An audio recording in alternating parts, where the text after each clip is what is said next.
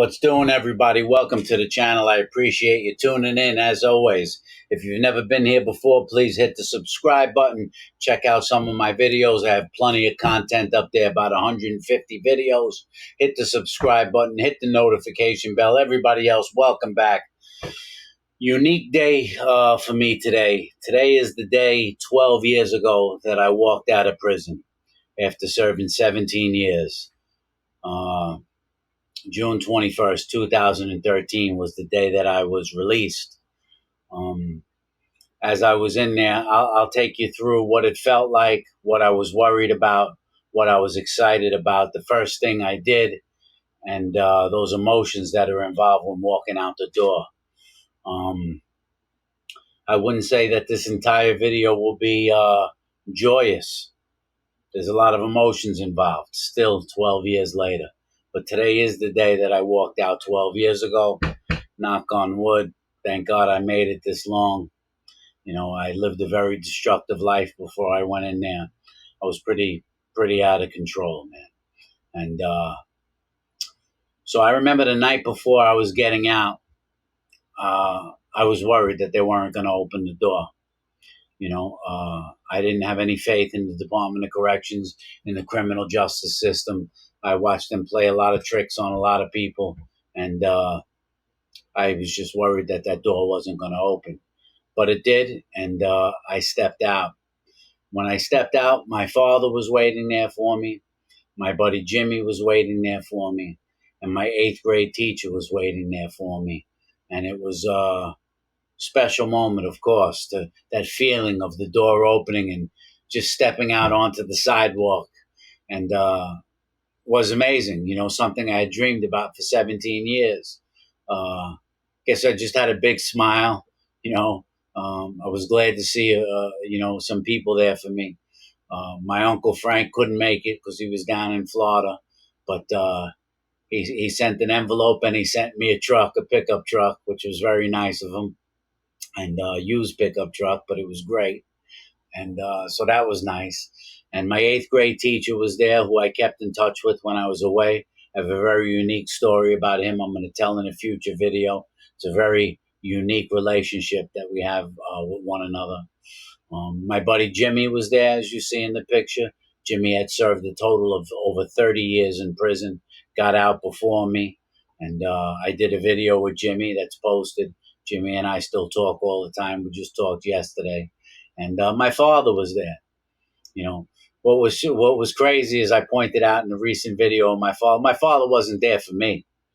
He wasn't there to see me walk out of prison. My father was there for himself.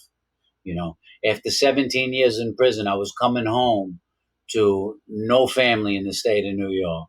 You know, but I was staying here, and I had no family here. I had one aunt here, but she was useless. You know, and so my everyone hit me off with a little something to help me get on my feet. You know what I mean? They knew I was gone for 17 years, and I didn't have much of anything left.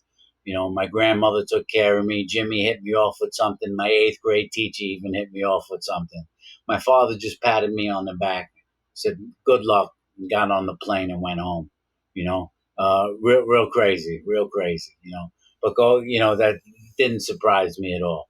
You know, surprised my other friends. They couldn't believe it.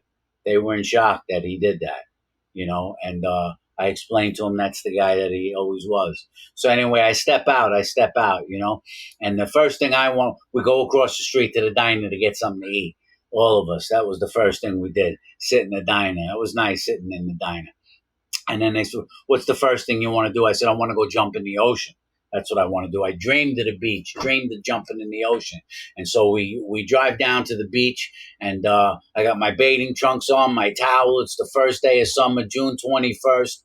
And I go to jump in the water, and the lifeguard says to me, "You can't go in." So what's the matter? He says, "They restricted the water. The ocean is closed because there's a bad undertow." I says, "Are you kidding me? I'm dreaming about this for 17 years. I was just locked up." I said, "My nickname is Fish. Don't worry about me." He says, "I can't let you go in." I understood his position, the kid. He was 17, 18-year-old lifeguard. He had a job to do. I start talking with the kid. He says, "Did you really just get out?" So I said, "Yeah, I just got out." I said, "You know, my friend used to be a lifeguard on this beach. 20 years ago, my buddy Andrew, I tell him Andrew's last name, and he goes, "What are you talking about?" He goes, "That's my boss." I said, "That's your boss?" I said, "He used to be a lifeguard here 20 years ago before I went in." He said, "He's the boss of all the lifeguards now." He says, "He's standing right over there." I said, "You got to be kidding me." I hadn't seen him in 20 years, even a few years before I went away. I walk up to him, tap him on the shoulder. He's a giant man, and gives me a big hug. He starts crying right away. He says, "When you get out?" I said, "About an hour ago. You're the first person I'm seeing." And we cried and hugged, and I told him, "Andrew, I'm going in the ocean." He says, "I'm not stopping you." So boom, in the ocean I went. And I just talked to Andrew yesterday, too, a matter of fact. Me and Andrew see each other all the time. We even do a little work together. Great guy, man. And so I got to jump in the ocean. And then I went to Bruce's house. Bruce is where I was living. I was going to be staying at his house, and Bruce gave me work, doing masonry work, bricklaying, cement work, and stucco work. So I went to work with Bruce and had my room inside of his house in a beautiful home, and I was off to the races. The PTSD didn't hit me yet. I just thought everything was going to be fine. I didn't realize that when I was in a room and the door shut, I was going to start sweating. You know, 12 years later, that still happens. Last week it happened. I went to the doctor's office. The nurse took all my vitals, and she says, "I'll be right back. The doctor will be here in a minute." She shut the door when she left. And I started to panic. I started to sweat. Any place I go into, I scan the crowd. Not just like a normal man scans the ground. I scan everything. I look at people's ankles to see if they have a gun on them. I look under people's shirts on their hips to see if they have a weapon. I look at the way people are dressed to see if they're going to be a problem. Does it look like anyone's going to do anything? Very uncomfortable feeling to see it. It's actually a good protective mechanism, but I'm scanning people all the time. I walk into a supermarket and tell my wife immediately that person just stole something. She says, "How do you see that all the time?" I said, "Watch them." Or when they're about to steal something, I said, "Watch that person right there. They're about to steal something." Get them all the time. And she watches them. We go around. She says, "How do you know that?" I pay attention to people. You know, stereotypes go a long way. You know, it's just the truth. You look at the way a person walks, the way a person dresses, the way a person acts, and you can determine a lot of their behaviors. So that stuck with me from prison, learning to see the way people move. You know, but the PTSD goes further than that. I don't like big crowds. I spent many years in solitary confinement. That panics me. When I'm trapped in a small room. Uh, and one thing that hurts me is I spent 17 years laying in a bed in prison, daydreaming about so many things, pretending. Uh, it will make you laugh, but I laid in bed pretending everything just to get me by, pretending I was uh, pretending I was driving a car, pretending I was swimming on the beach, pretending I had a certain profession, pretending I was a musician on stage, performing in front of people, pretending I had to lay in prison and lay in bed and fabricate things inside of my head and make believe in order to get me through the situation. And how that hurt me is it trained my brain to drift off and trained my brain to make believe and trained my brain to pretend. And it was very, very hard still all these years to snap out of that. It became a part of me. And sometimes very hard to motivate myself sometimes because it was such a lack of motivation where everything was provided to me, part of what they call being institutionalized, and that's not all of me because I have a great work ethic. If I do something, I do it right. I work very hard, but some things are very hard for me. It's a deep topic. Another thing I learned when I came home is that old people that I thought were lifelong friends vanished on me, guys that I hung out with every day and spent every day of my life with and broke bread with, and we slept in each other's beds, and we grew up together, and we went out to the bar drinking together, fought together, and I came home, and some of them didn't change. They were still shady.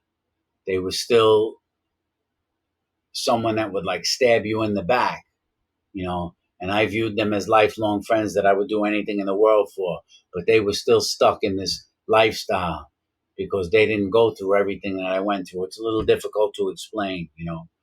Some of the old so-called friends were just doing the same stuff as they were doing 17 years before I went in. They were doing the same stuff. And then others went and got married and had children and moved off, and I came home to a different world. Technology was crazy. You have to understand, when I went into prison, there was no cell phones. They had big cell phones that you pull the antenna up. There was no smartphones, no such thing. There was no laptop computers. There was no GPS. There was no dating sites. There was no Google. There was no YouTube. I came home and discovered all of this and had to play the game of catch up, and I still catch up. I'm still not great. I'm still not great at everything, so it put me very far behind. GPS, I think, is the most amazing thing in the world. Nuts. As I've discussed, employment has been very hard since I've been home. The felony conviction was 27 years ago, 1996, and it's still strongly used against me, especially because it's a violent felon. As I point out, a lot of people say, oh, they hire felons. A violent felon with the charge of manslaughter is very difficult. People get very sketchy. People get very nervous. All these years later, it's 12 years later today, I still go to the place where the crime happened on the anniversary. I've never missed a year. I go there and I cry. I go there and I talk to the individual that I was responsible for killing. Um, Obviously, he can't hear me. Maybe some people say he could, but I go there every year and I bawl my eyes out and apologize to him and tell him, how sorry I am. I have no mother, no father, no brother. I have three of them. My mother, father, and brother are all alive. And as I said, my father turned his back on me. And when I was 4 years old, my mother's mentally ill. I have a brother who's the same. Doesn't talk to anyone. It's not just me. He doesn't talk to anyone. And when I walked out, I came out into a different world. My friends were gone. What I want, especially the youth, to know, if anybody's watching this, or anybody who lives a criminal lifestyle that's watching this, or anyone who's a teenager that's watching this, and they hear these people preach about or talk about prison or glorify prison or talk about shot callers and they were doing this and they were doing that. I want you to understand the pain and the loss that's involved when you're in prison. You see that picture of my grandparents right there? That's my grandmother and grandfather. My grandfather died while I was in prison. He was my everything. He died in 2005 while I was incarcerated. The man would do anything in the world for me. He's the former police commissioner who went to work with the Kennedy family in the Secret Service. That's what the pictures are behind me. Him with government officials and him with politicians. And he stood by my side no matter what. But he died while I was in there. I came home, he was gone. My grandmother passed away after I came home. She died in my arms, you know. So they were gone. My Aunt Elaine, that you see in that picture, that's my grandmother's sister. What a relationship I had with this woman. I love her to death, my Aunt Elaine. But she's gone. She died while I was in prison. I never got to say goodbye to her. I never got to spend the last moments with her. She's gone. This next picture is Marlo and Jacob.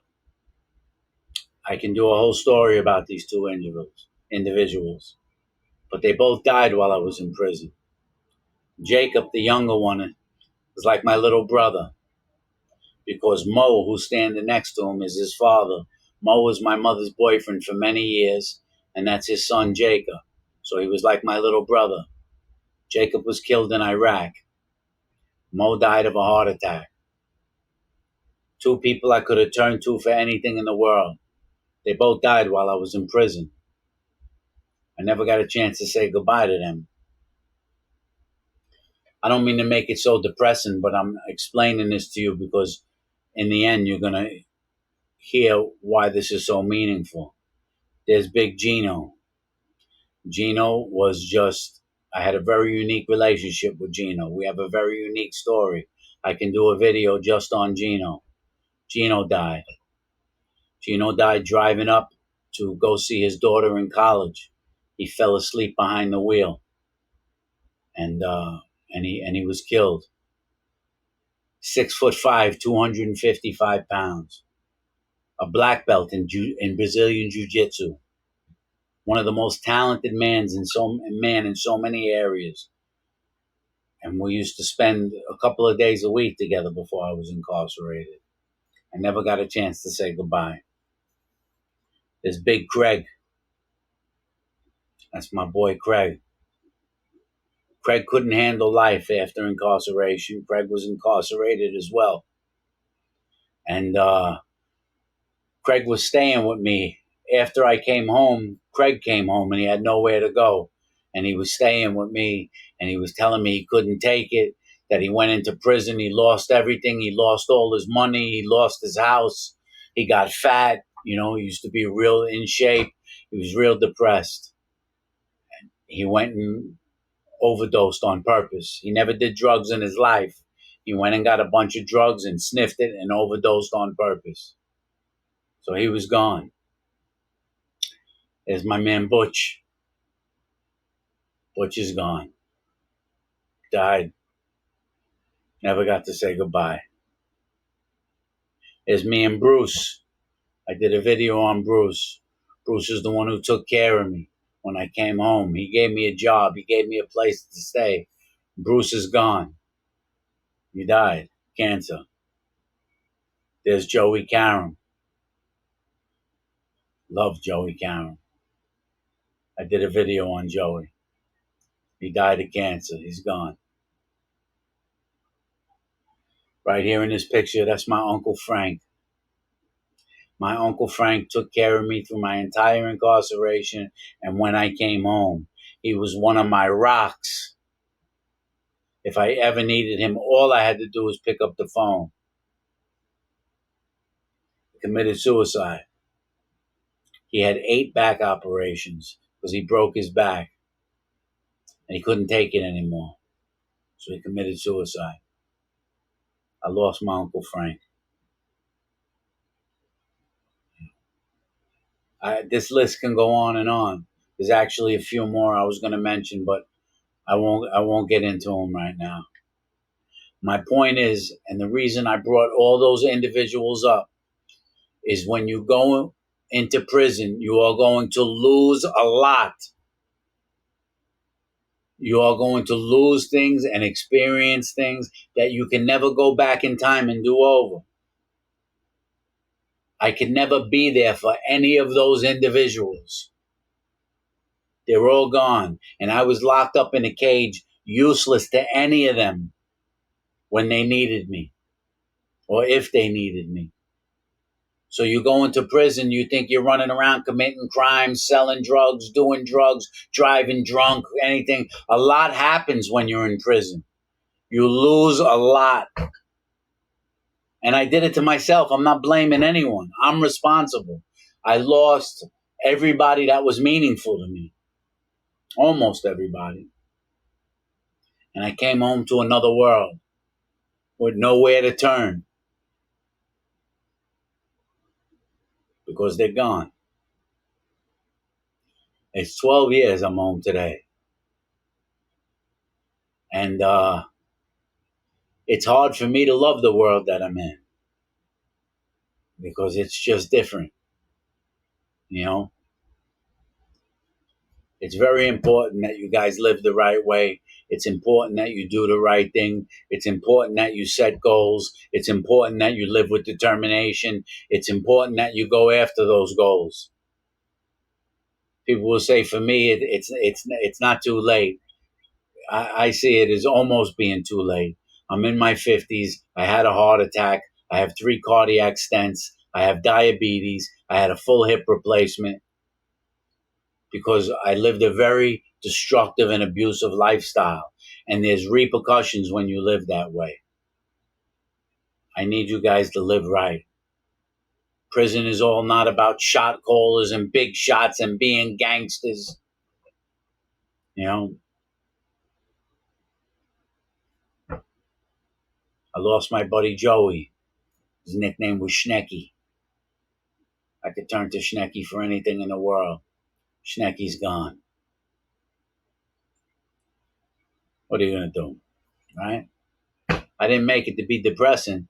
Today's 12 years I'm home. We could say, knock on wood, thank God I'm home, and I am grateful. I am grateful I made it home, you know. Uh, there's maybe some things I still take for granted. I don't take much for granted. I know, I'm grateful to play with my dogs. I'm grateful to play, plant in the garden, you know. I'm grateful I have a wife that looks out for me and takes care of me. So I have things to be grateful for, but it sure don't make it easy. Let me get out of here. 12 years today. Stay out, guys. Do the right thing. Live the right way. If I had to close with one message, it would be stay drug free. That's my message to all of you. Stay drug free.